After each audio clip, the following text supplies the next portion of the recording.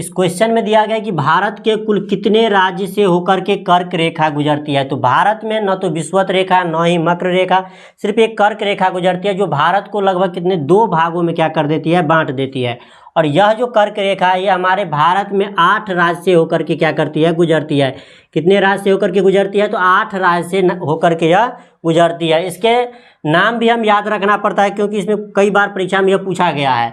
इस 8 राज्य का नाम याद रखना बहुत ही आसानी है। इसका सबसे अच्छा ट्रिक है, एक हम याद रखेंगे, मित्र पर गमछा झाड़। इस ट्रिक के माध्यम से हम क्या कर सकते हैं, इसको नाम याद रख सकते हैं।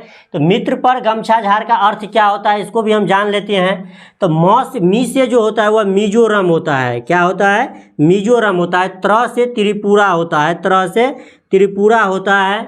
प से होता है पश्चिम बंगाल, प से क्या हो जाता है, पश्चिम बंगाल। र से हो जाता है हमारा राजस्थान। ग से हो जाता है हमारा गुजरात।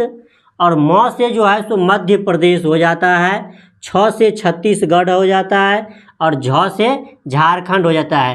यानी कि इन्हीं 8 राज्य से होकर के मकर रेखा, कर्क रेखा क्या करती है, तो गुजरती है। और ये लगभग भारत के 2 भागों में क्या कर देती है, बांट देती है। कई बार यह क्वेश्चन भी पूछा जाता है कि भारत में किन किन राज्यों से कर्क रेखा गुजरती है, या ये भी पूछा जाता है कि किन राज्य से होकर के कर्क रेखा नहीं गुजरती है। जब तक हम लोग को नाम नहीं याद रहेगा तो हम नहीं इसको बता सकते हैं। इसीलिए इस ट्रिक को हमेशा हमें क्या करना चाहिए, याद करके अगर हम रखते हैं, इसके माध्यम से हम जवाब दे सकते हैं। मित्र पर गमछा झाड़, इसको हमेशा याद रखना पड़ेगा हमें।